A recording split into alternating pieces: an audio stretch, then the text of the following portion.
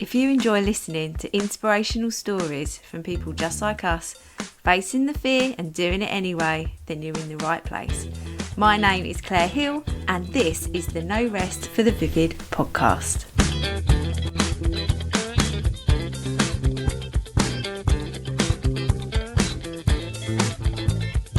So hello, this is episode 2. You are with Claire Hill, and this is the No Rest for the Vivid podcast. As I've just said in the intro, I don't know why I'm repeating myself, but there you go.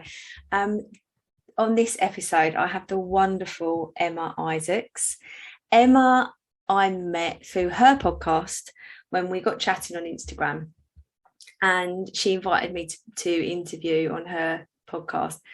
And I must admit, the first time she suggested it, I was jumping up and down in my bedroom. I was so excited because I'd been listening to Emma's podcast for quite a while. I think her work is wonderful. She's got a really amazing spirit, and I think you can learn a lot from her. Hi, Emma. Hi, Claire.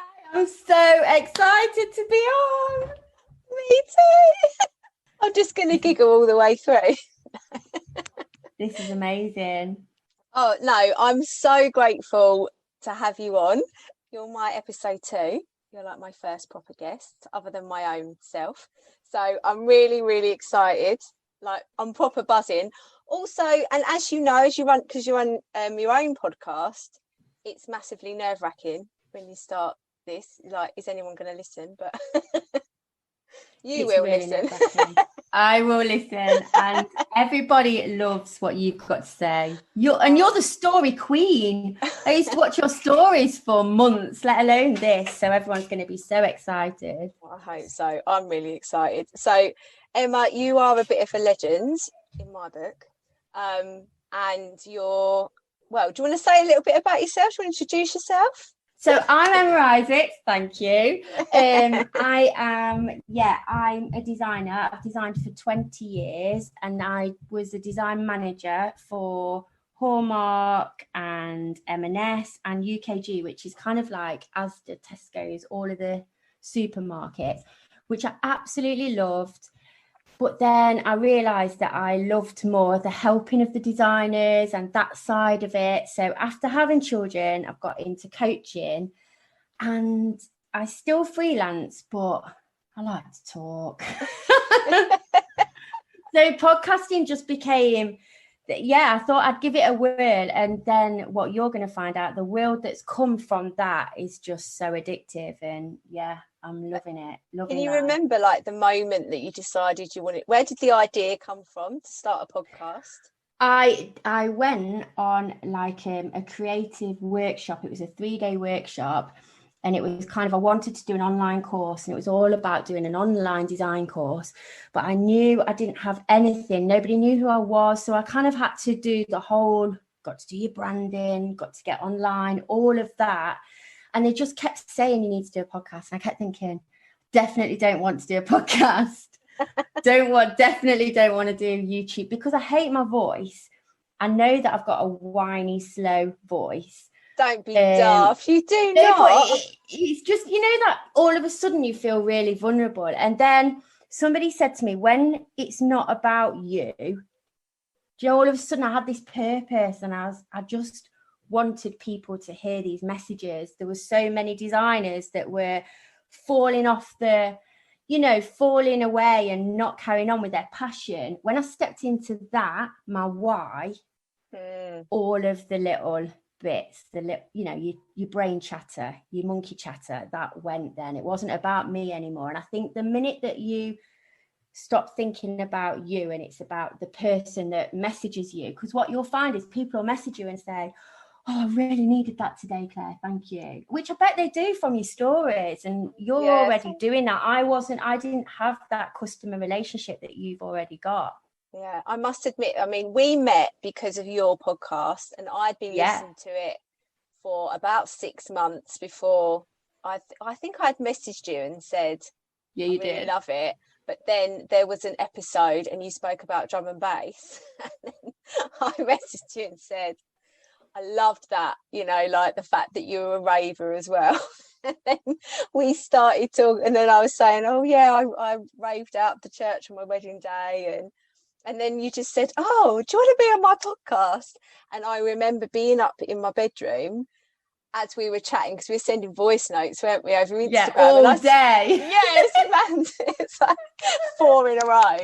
And then we started WhatsApping, so it got a bit easier. But I was like jumping up and down, like, oh my God, I'm going to be on a podcast.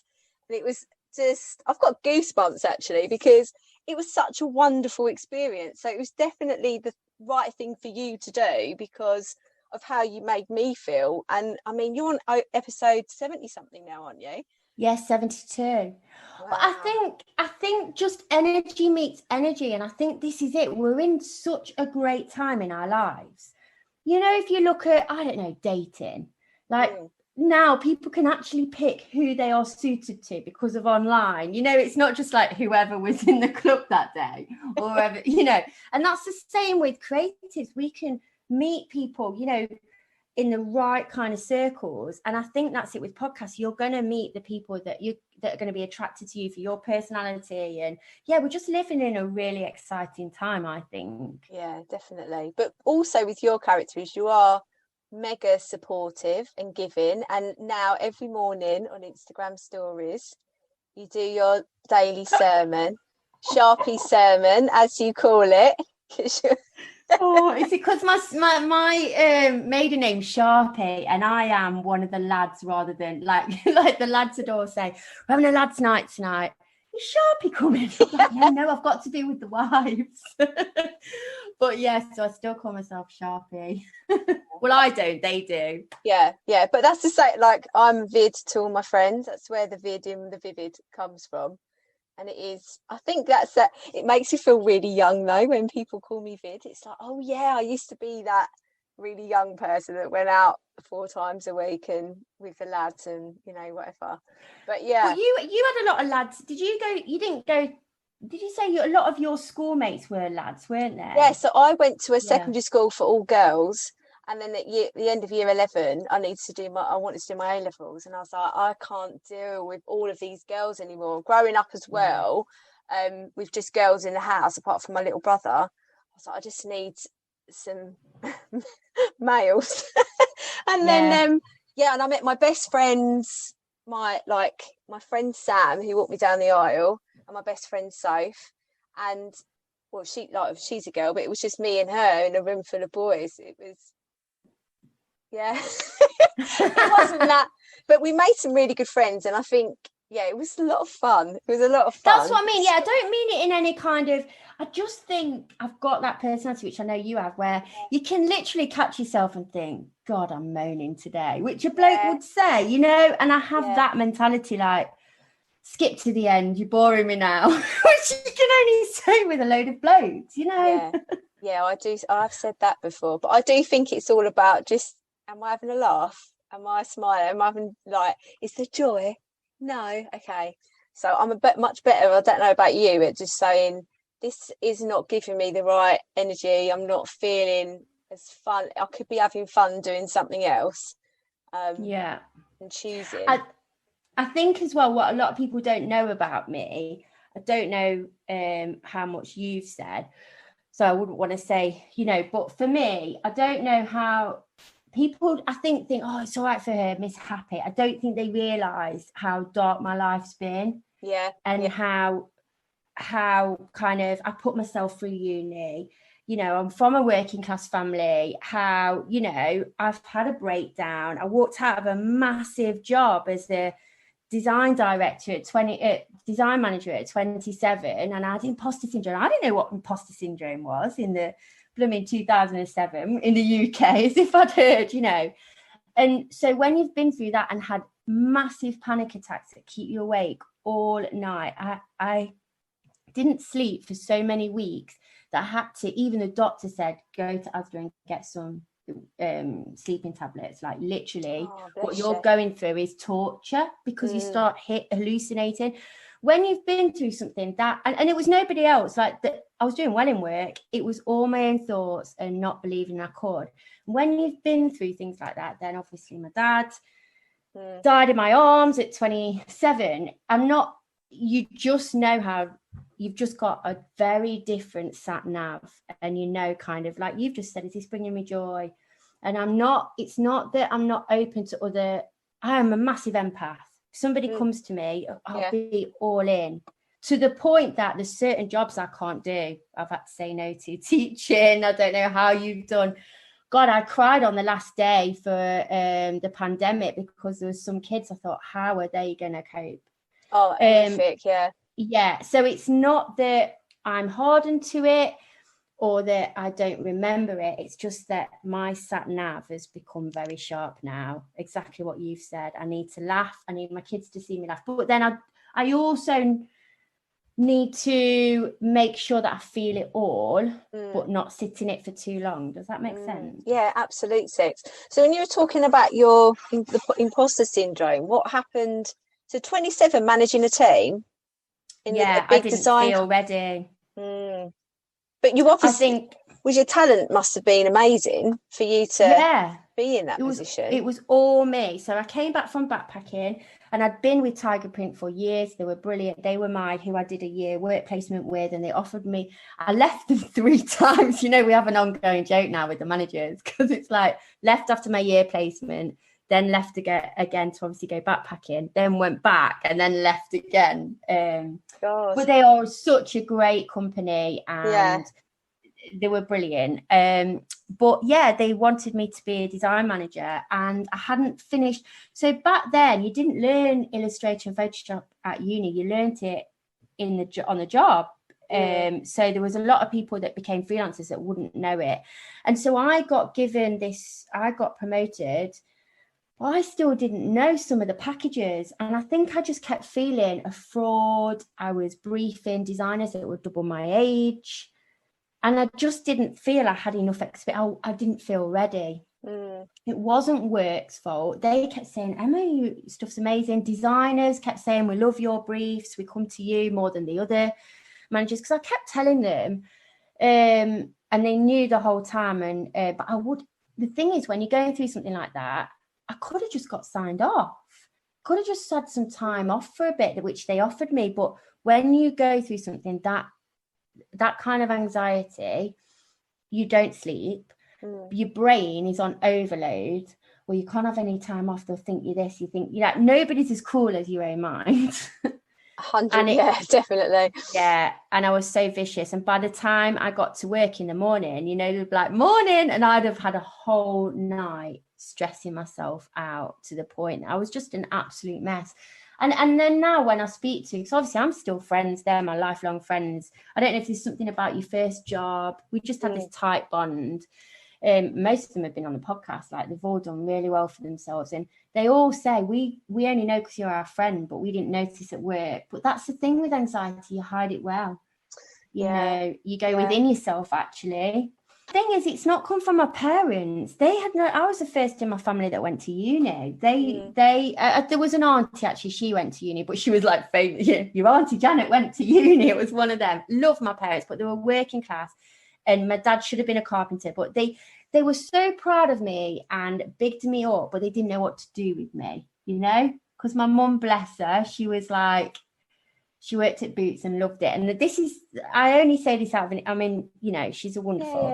Yeah. They adopted me, so they had waited a long time. And so my mum, when she did get me, wanted to be at home, but it meant we struggled. You know, Dad got made redundant a couple of times. They were amazing. But the point is, they didn't understand these problems. They didn't understand like about revision and so it all came from me.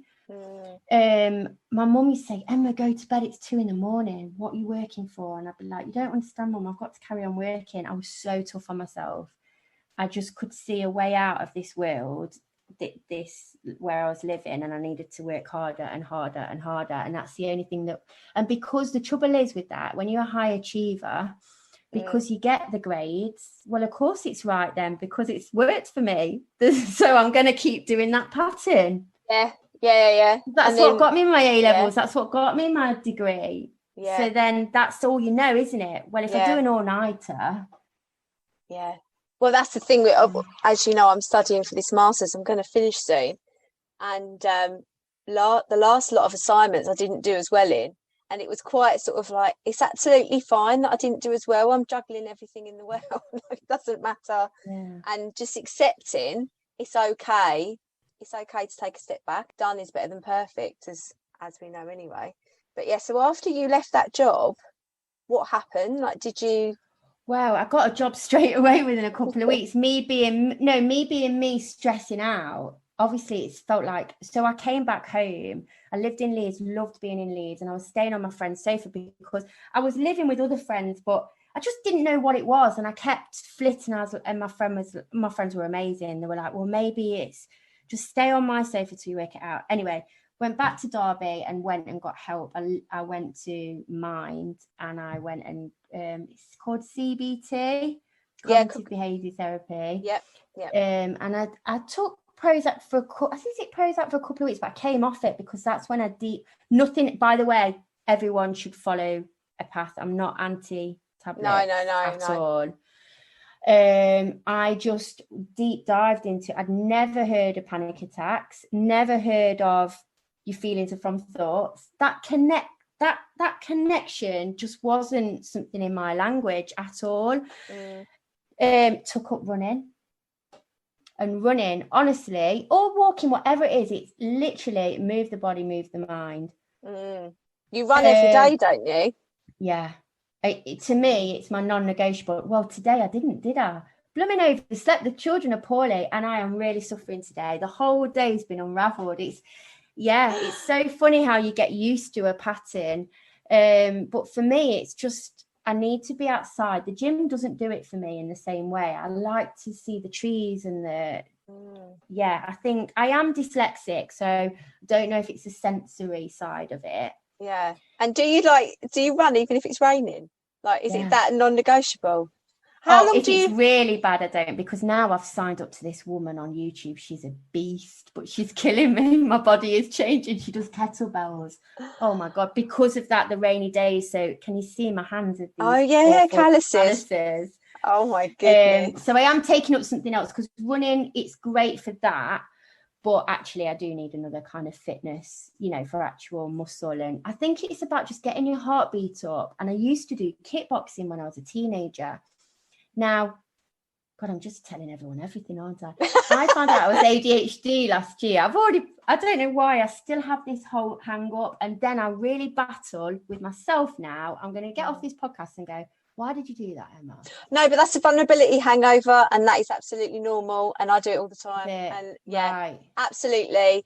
Totally normal. I'm so mad that I've done that because it's not something we should be ashamed of. And I'm not. I'm really proud of it. And I do know, thanks to being at schools lately, how it's so celebrated. There's famous people on the wall and they'll say she's got ADHD, he's got dyslexia. Diversity, and just it's our superpower. And I know now, but then I still catch myself. And do you know what I think it is? It's so new that I'm still articulating it all and I'm still working it out like, oh, that's why. And I think that's where the imposter syndrome came from when I worked. I think I was worried that I was going to get caught out. I didn't know what of, but I think I was like, because girls, the reason why a lot of girls don't get found, with dyslexia or all of the kind of spectrums as much as boys, because we mimic other girls at a really young age. Which you will know from your training. I didn't know. And so, I think that's where the imposter syndrome, I knew something wasn't right. And I think as well, that probably leads to the podcast. The more I stepped into myself and found myself, the more I'm kind of like, oh, I'm dyeing my hair pink again and stepping into it. But there's still that, what you've just said, this vulnerability thing. There's something about being a high achiever and the professional side, and then sharing this side, there's that connector that you still have to work on all the time. And I think when you said about stories and stuff on Instagram, and like I was saying, you've done, and I know that when we first met, you were feeling so vulnerable about doing Instagram stories, and I was a bit more established in your stories. But the thing that made me do it is that I cared more about the business than I did what people think. Cared less about what people thought. So I cared more about building the business, but also I find sharing your day and that sense of authenticity that you put across, and we've spoken about filters as well, haven't we? And it's like, Yeah, I took them off if you noticed. I did notice, I really Yeah. did. And it's the thing of just saying, this is my normal face, this is what I've Yeah. got to say. But also that helps me with my thoughts of if I'm being negative about myself. It helps me just be like, that's a human face. Am I going to cover it up with this is a human voice with human life. And some days I might be extra vulnerable. But it's that feeling of, oh God, vulnerability. But it's much less now that I've got used to it. But it is, I mean, your stories every morning, I was showing my husband the other day, it's like every day you're present, you're showing that you've gone running, which makes me think, why am I not moving more? Because look at Emma, and it does cheer me up seeing the outside in the morning. And then you come up with like, what I want you to think about today is, and I'm like, yeah, I do need to think about that today. Did you like come up with that idea of your stories of? They just come through at the time. I do a lot of reading and listening to things, but I am a really deep thinker. So I do jot things that I have things on my notes thinking, oh, this is coming up for me today. Right. I'll put it in, because I think as well, quite often if you are neurodiverse or creative, actually, we have so many tabs open, don't we? Yeah. And I think the minute I write it down, it's like I'm saying, okay, I see you, it's not going anywhere, and I can come back to it, and it chills me out. Yeah. So I do have notes in it, like imposter syndrome, moving your body more, or like things crop up and I think, oh, that's a good subject to look into. So whether I'll do a podcast on it, whether I'll do it on my email list or something, it'll just pop up. But I think as well, another thing about imposter syndrome, I kept thinking, this isn't all my stuff though. This is things I've read or looked. And then I got a coach a few years ago. She's amazing, Samantha Hearn. And she'd said, that's your business. She said, if you've been to workshops and read books, that's a good thing. You're investing in yourself. No one's saying that it's got to be all your stuff. It's just all the years of, what I've consumed. But now I think it's clicked. Do you know, like the difference between reading about law of attraction and then realizing actually thoughts do become things, but we've got to do something, and it's what we do, and it's actually in the doing. Yeah. And putting yourself out there. If we hadn't been vulnerable with each other, then our connection wouldn't have happened. Well, yeah, because I think when you listen to somebody on a podcast, you're a bit of a superstar to me, and I'm listening to your voice, and then I was like, I've just got it was a bit of a, I have to do it when I messaged you.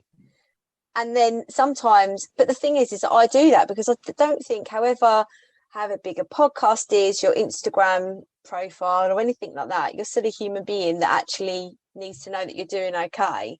And I say that on mine, if can you just let me know, or can you message me so that your order's arrived okay? Because I worry about every single one.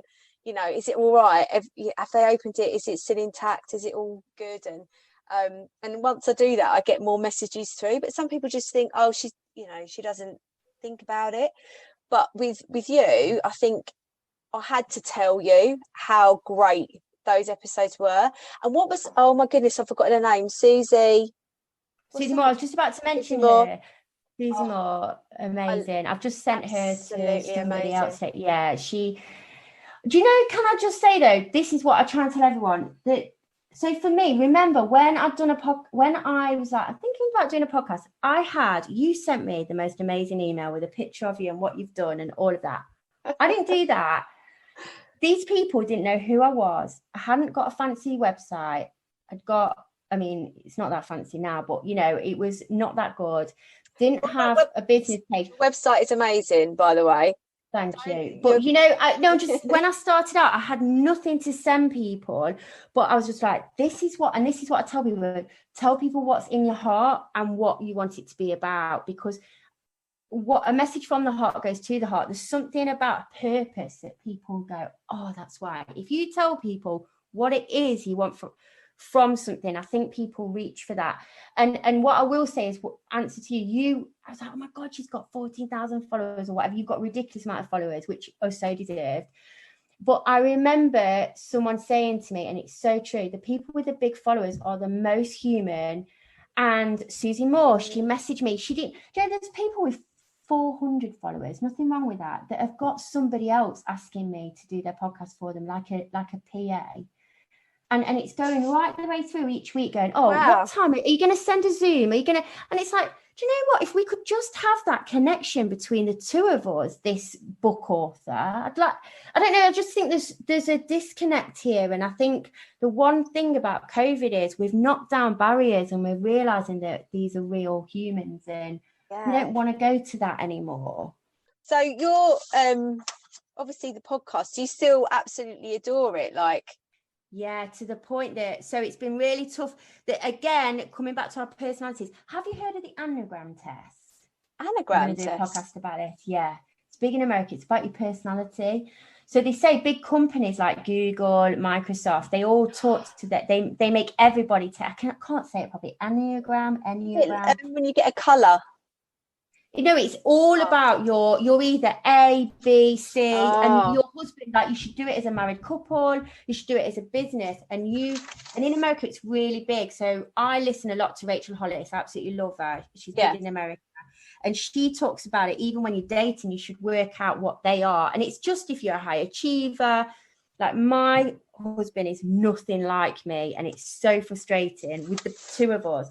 But it's all on the way that you work. And so take it. I'm going to do a whole podcast on this soon. And I just think it's about, and if you've got a team that work for you, getting the best from them by the way you word it. Because if you know that somebody's motivated by free time rather than money, you could say, well, I know you don't want to be doing this all day, so maybe we could just get this done in the next hour, rather than, you know, the way you would talk to someone if they're a high achiever in a kind of, you are not being manipulative, but you need to, but we know what people's motivations are, and we're all very different. But they reckon, I think there's 7 personality types.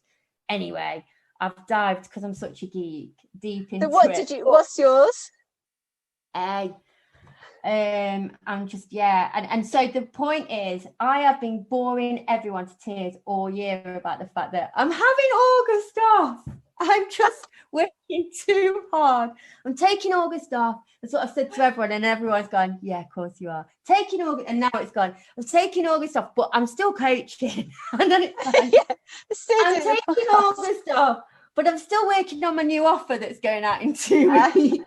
And it's like, but I am trying, but it's just part of your personality, isn't it? And it's kind of learning, because the trouble is when you work for yourself, you've just said you love your life, and I do, but that can be really dangerous as well. So I interviewed Tracy Vidago once. She's an amazing artist in Australia, and she does things with Elizabeth Gilbert. Oh, wow. And she did workshops all over the world. And she said because she loved it so much, she got cancer, but she realized that she was loving life, but that energy is still high. She was jetting off around the world. I've listened to this. Downtime. And that's the trouble, because we're so loving it. It doesn't mean that it's all healthy, does it? No, so it's something we need to watch out for, and especially as, because of the background I'm from, I'm very appreciative of it, and I'm like, this is amazing, I'm living my best life, but I've got to learn to be quiet. Do you know what I mean? I can never be quiet. But just have some quiet for myself, for new magic to come in. I don't know. It's something that I need to work out, because we don't want to get poorly. And I think, I don't know, does this sound really heavy? I just think when we do work for ourselves, there's no off switch, is there? And we need to kind of you said I'm trying to work out systems. They change, the goalposts change all the time. So like this week, my children have been ill. Well, everything just collapses, doesn't it? I had the same thing last week. Jackson was poorly on Friday, and I was supposed to be working, and luckily my mother-in-law lives across the road and could have him for a little while in the afternoon. But he was like, thankfully it wasn't COVID. I did the test, that was fun as a 2-year-old. But he was just burning. He was, he was really, really poorly.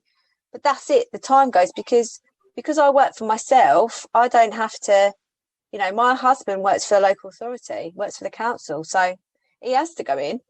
So then it was like, oh, right, okay, that's 5 hours of work. What am I going to do? I have to fit it in some other time. And then we didn't have proper childcare for 3 months because our lovely childminder had to have an operation, and she's an absolute godsend. But those 12 weeks, it was a bit like, okay, we've not got that I had to bring in the same amount of money on half the time. That was a bit of a juggle. But I think that's with anyone working for themselves. You just, as soon as you rest, you think, oh, but I could be, or I could be doing this, or I could be, and it's always, but I could, isn't it? All the time. It takes absolute power not to. And this is why the self-care for me, the running, the non-negotiables. So it doesn't have to be that. It could be that you get up and you have half an hour yoga or journaling, but it needs to be non-negotiable because you are your business. Our brain is our asset. And if it doesn't get well, that's costing us money. If nothing else, obviously it's costing us happiness and all of the really good stuff. But if we're going to think in terms of business, then why aren't we putting it the most important thing, doing what we love? And the thing is, there's always going to be a deadline. There's always going to be something we can improve on. And so this is why we have to. So the other thing is you should always have an A and a B. So we've got the way our business is every day, doing the orders.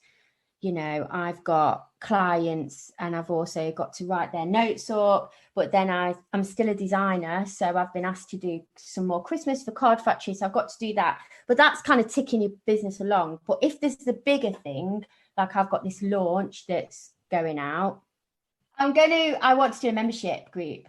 Oh, amazing. Amazing.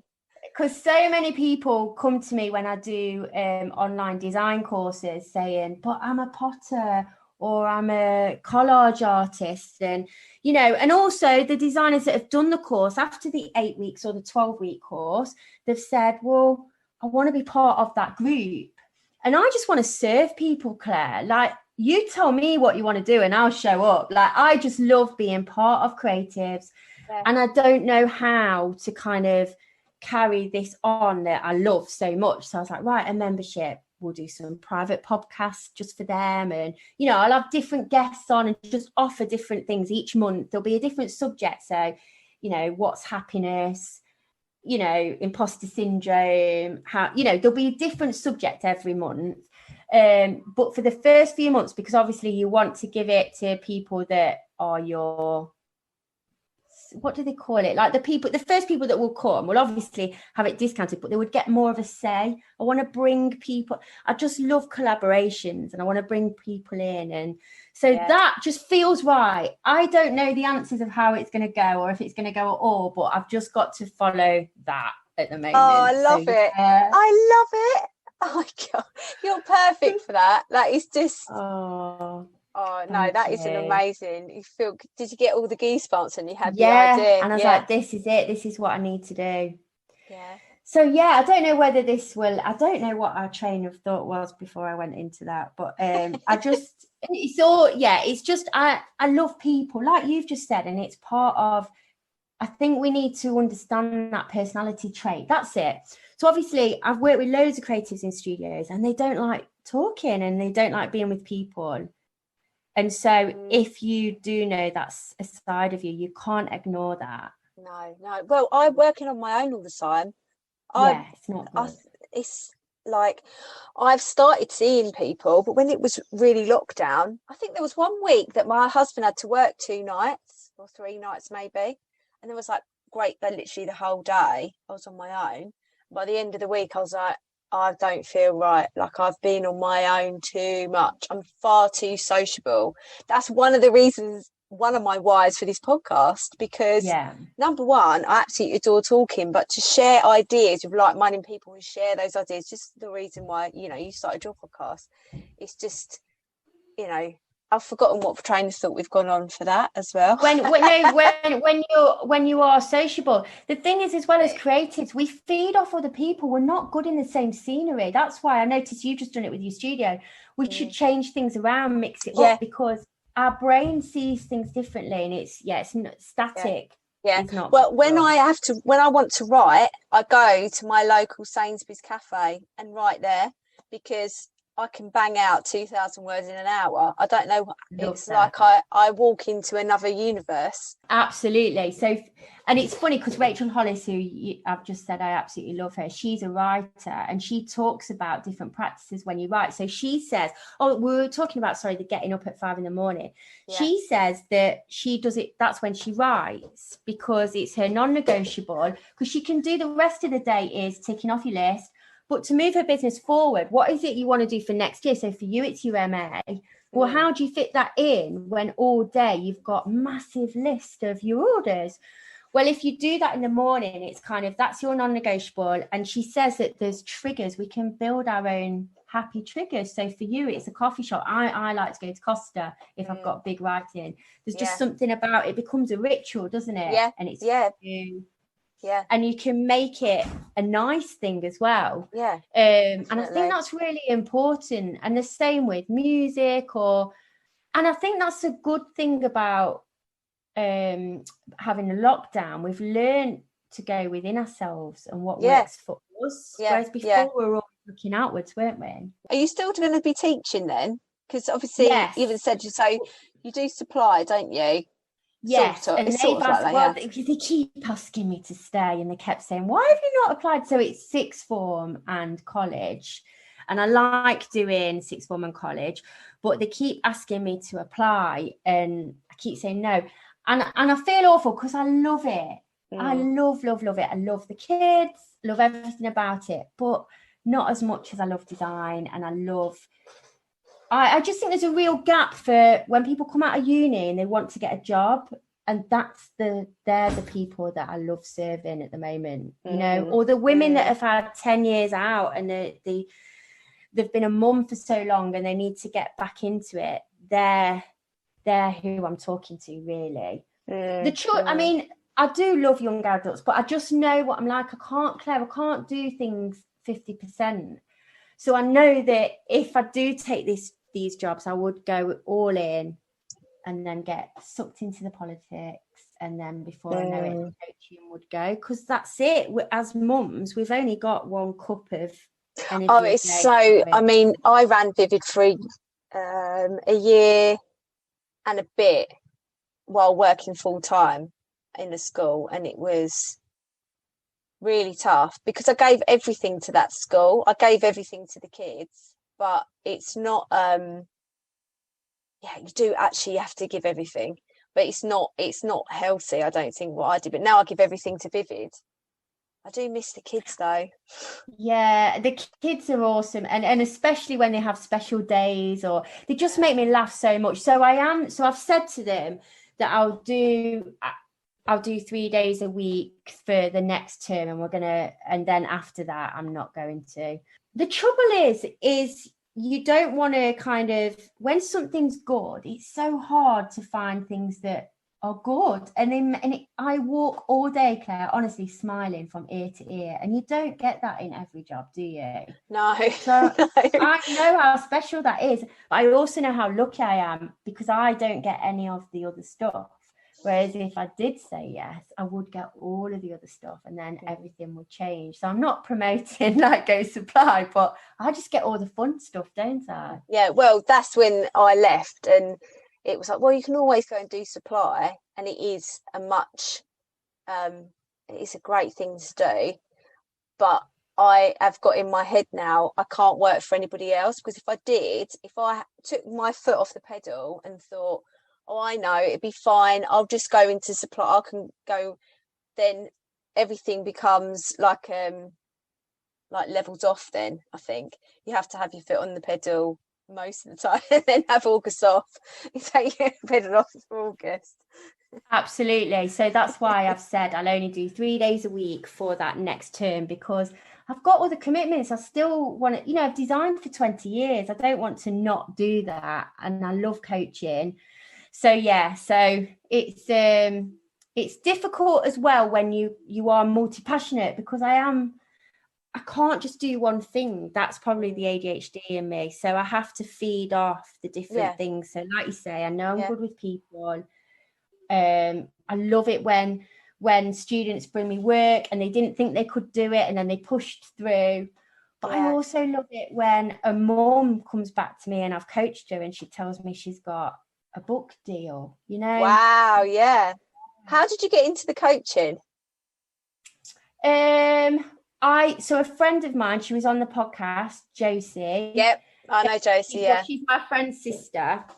So I used to live with my friend when the imposter syndrome, all the tiger print days, and she's a sister, and I've watched her go from a social worker to, she was a love coach at first, and she's just worked hard all her life, and she's so genuine. And to see that change, and I kept thinking it was all very American back then, and we didn't understand it. And then, we were, how you have a couple of friends that are into those kind of self-development books. That's those two. And then when I realized that actually it's just everything she loves and everything that she's about, and that's the same with me, I couldn't make the connection between being creative and the law of attraction stuff and self-development. That was almost like a secret to me that I was doing on the side. Yeah. And then when I realized that actually as creatives, if our brain's not right, we may as well not bother. Yeah. It's true though, isn't it? It's so true. And I don't know about you, but it's literally, if I'm having a bad mind day, my hands don't work. Like I'm making a design that I've made 100 times, but on those days, it's like it's like not everything's. It's like there's a thread that goes through, and it's like, no, we're broken today, or we're tangled up, not going to work. Yeah. And so Josie kept saying, so Josie gave me some coaching a few years ago, and she was like, why can't you do the coaching? And so I always wanted to do an online course. And she's like, you should do some coaching though. You should. I was like, no. And you feel a fraud. She's like, Emma, you've been in the industry for 18 years at a time. Like, what are you a fraud? You can just be you can be a mentor if you don't want to do the coaching side. So anyway, I took the course and she was brilliant. She kept saying, just do the coaching. And then I realized that, like you just said, why is it my best ideas came when I was on holiday or at Christmas? What's that about? And it's because we're relaxed, and it's because we're not thinking of what we should do. And it was just put, like, all the little slots were coming into place. And then it's just like anything, it's not just one thing, is it? It's lots of things. The more that I did it, the more people would say, oh, Emma, you're so right. And also what I will say is, we still think that everything we've read and heard, oh, everybody knows that now, though, don't they? And there's so many people that haven't or don't. You think what's in your head that we're all learning at the same time, and we're not. Yeah. Oh, and you just... Or there'll be someone that will message me and say, I really needed to hear that today. And I also think as well, a lot of my hardship and battles, I don't know if it's actually helping me, that it's like, because I didn't realise as well, a lot of teachers, not teachers in schools, but just leaders or teachers, have had really hardship, and we just think it's just us, and there's so much shame around it, and actually no. Well, we've spoken before about where, if you showed a child about the fact that they shouldn't have shame about what they've been through, and actually it's their superpower because they survived it, there's so much beauty in giving strength to children that have been through that. But that's what my master's is about. That's taken me 5-6 years, and I'm a month away from finishing it. It's like the best bloody feeling ever. But groundbreaking things don't just happen overnight. Honestly, well, I remember when I first started. I cried when you told me about this. Yeah, I know. But I said to my husband when I first started it, maybe I'll do a PhD after this. And now if I ever mention to anyone I'm going to do a PhD, just slap me because it's not happening. It's such a stressful situation to juggle everything, and I've got my work, as you know, I've got my work down that road, and me and my husband have set up a training company to do that kind of thing and work with people, because he does all the adult stuff exactly the same, and he's an absolute expert in it all. But I think that I just the vivid stuff, like you were saying, and it's helping people. I think the workshops I've been doing recently of just being able to teach somebody something new, it's like bringing the both stuff, amazing worlds together. But the confidence that you give somebody and giving that little spark because they've learned something new is just amazing. But I think doing that for children is utterly amazing. I'm saying amazing a lot, but it is brilliant. But for adults, to make them realise they can still learn, even doesn't matter how old they are. Yeah, and there's so many adults that have come to me after the podcast and said, Emma, I didn't realise how locked in I was, how I had to be perfect. Now my marriage is split up. But, just women that have come into themselves and started listening to the inner voice that they've been ignoring for years. And that is just wonderful. That not wonderful what they've been through, but, that they're actually stepping into where they should be. And I don't know if it's a British thing or we're just evolving a lot more, aren't we? But what I will say is with the whole PhD, the world's moved on so much that you will still have so much to give. Like I've just been booked by a couple of universities. They want me to go and speak. So really amazing. What I mean about your podcast, when your thesis goes out, it will be a book. And, you are opening a whole chapter that now we live in a time that it isn't just PhD anymore. No, well, I did tell you about the other book I'm writing, didn't I? Yes, I didn't want to say anything. Well, I just feel like it's such a, when you've got an idea and it's so freaking precious that if you share it, it's just might not come true or something. I don't know. But I've literally I've only told a couple of people, but that as soon as the Masters is finished, it's Christmas. I'm already starting to prepare for Christmas with regards to orders and stuff. I love Christmas. Oh my God, I love it all. But I am going to be, taking massive action on this book because, and then it was like, oh, I don't really need it to be published. And I was like, why not? Why can't I have my book published? And then all the stuff about the trauma will come after that. Because I'll have got my head round. I don't know, when you study that much in about something, and as you know, it's quite personal. So I need to sort of do that book and then move on to this second one. But yeah, it's amazing. I keep saying amazing. It's such a lush word. It's just like I say amazing. But this is what, when I've ever spoken to you, you just make me feel like I've got amazing superpowers. I could go. You have. No, but you have. That's how you make people feel. Thank you. I think the thing is though with books, because I've been asked about writing one and I'd love to, but then I would tell everyone everything, but then you think about family members and then you're like, oh, like I had to message my brother when I'd put something on the stories about being adopted. Like that's when it gets complicated, isn't it? When it's and it is a big thing, but like we've said about the podcast, when it becomes not about you anymore, it's this urge and you just need one person to read it, like how we felt over Susie Moore. And for the world. Absolutely. And I've still got that post-it note that I wrote following listening to that podcast episode about showing what you can do is the most generous place to be. If you can do it, then they can do it too. But isn't that right? It's just about the mindset of saying, why not me? When you have those negative thoughts, why can't I do it? But it does take a lot of work, but it's so worth it. I don't think there's ever a minute that I've spent like as you know, I write all the time, every day, or having that time like you do you running. You never ever regret taking that time to make sure your mind's healthy, do you? So before we go, I just want to, this has been amazing, absolutely. Like, by the way, just thank you. I'm so I've grateful for loved you it. spending the time, especially because both your babies are poorly and you're being your proper mumming it today and making sure. And as we've been talking, there's been snacks going here, snacks going there, Lego flying. So I'm so grateful, Emma, for being here. But if you could tell your younger self one thing, and maybe like at a particular age, what would you tell yourself that you know now?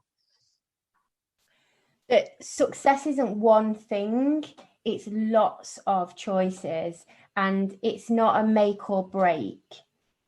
You've got to be vulnerable, and it's not if you say no to something, it's not, oh my God, that one chance is gone. Yeah. There will be more. And it's about kind of going easy on yourself and just, develop yourself, and the rest will come.